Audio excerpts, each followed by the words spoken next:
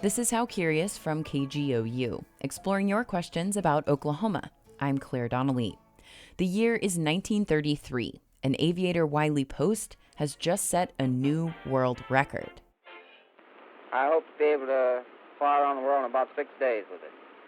There he goes on his globe-circling flight from Floyd Bennett Field, New York, setting a non-stop record to Berlin and on across Russia and Siberia.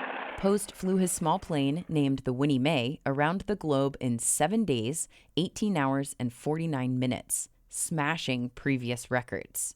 That flight was one of Post's many accomplishments. When we think about kind of notable figures of the time, of course, we think about maybe Charles Lindbergh and Amelia Earhart. Roger Connor is a curator at the National Air and Space Museum.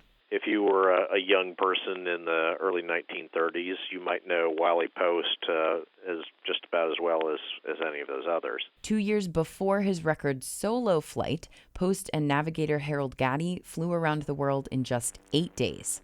When they landed, a reporter asked them some questions. First of all, I'd like to get your opinion. I know you're a little bit dizzy from flying around so fast, and maybe the world looks round to you from the extreme speed you acquired. But what do you think of that story of Jules Verne's around the world in 80 days? I'd rather make it that way. A little too fast. What do you think, Harold? Well, I don't think he was so good.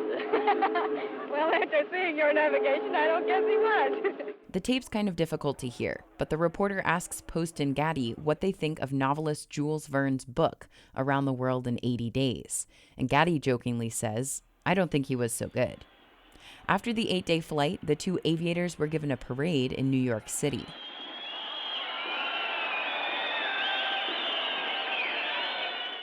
KGOU listener Colin McEwen knew about Post's contributions to aviation.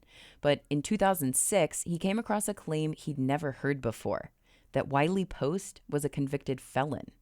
McEwen says back then, the Oklahoma Judicial Center, the state Supreme Court headquarters, among other things, was getting ready to move into a downtown building named after Post.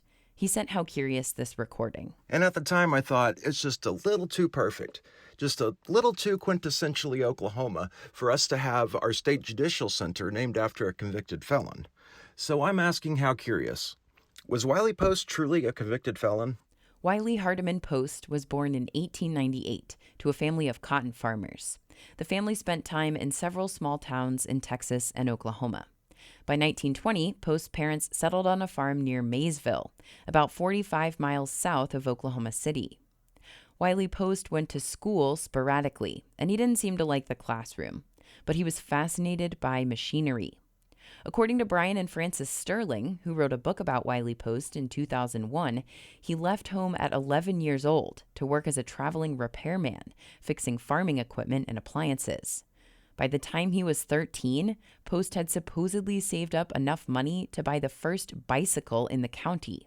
Here's Roger Connor from the Air and Space Museum again. I think his kind of rough upbringing and difficult existence kind of made him contributed to a sense of persistence, that maybe other people didn't have. Wiley Post saw his first airplane in 1913 at the Oklahoma State Fair in Lawton. According to his ghostwritten autobiography, it took his breath away. Post was inspired and spent 7 months at an automobile and aviation school in Kansas City. After moving back to Oklahoma, Post worked at a construction company, joined an Army training camp, and spent time in the oil fields. Apparently, he lost quite a bit of money exploring for oil. Then, on April 2nd, 1921, the front page of the Chickasha Star published a story with this headline: "Bandit Captured and Lodged in Jail."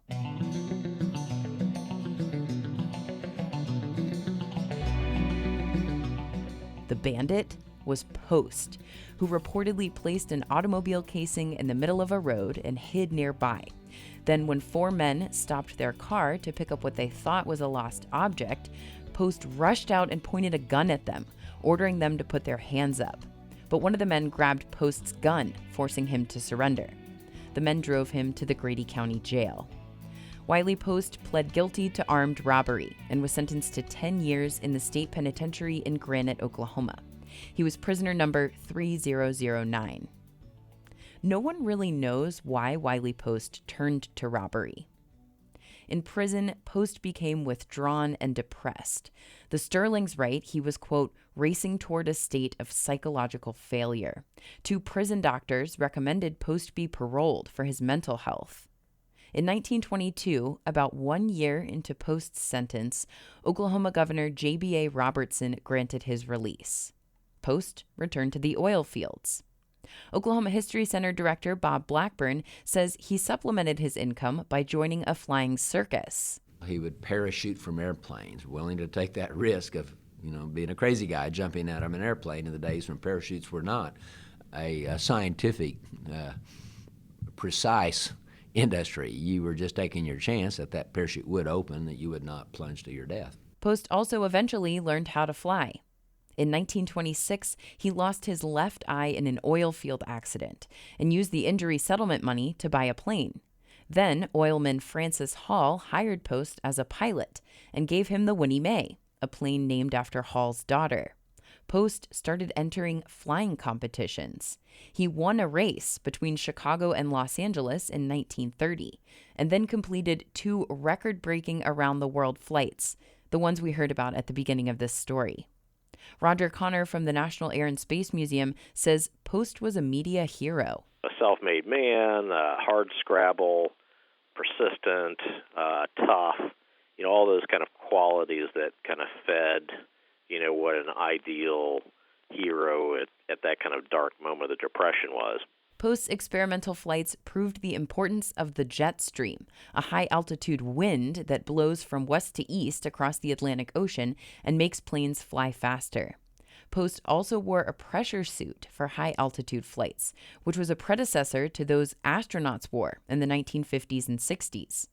So, to answer listener Colin McEwen's question, yes, famous aviator Wiley Post was a convicted felon.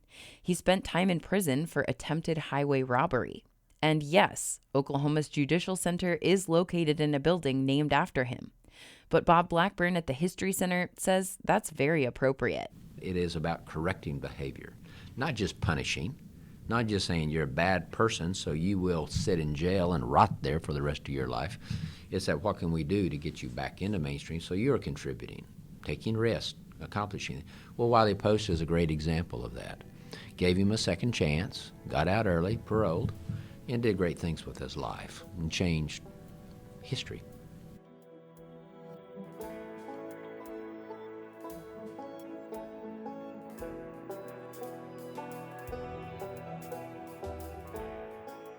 Thanks for listening to How Curious. The show is a production of KGOU Radio. It's produced by me, Claire Donnelly, and this episode was edited by Caroline Halter.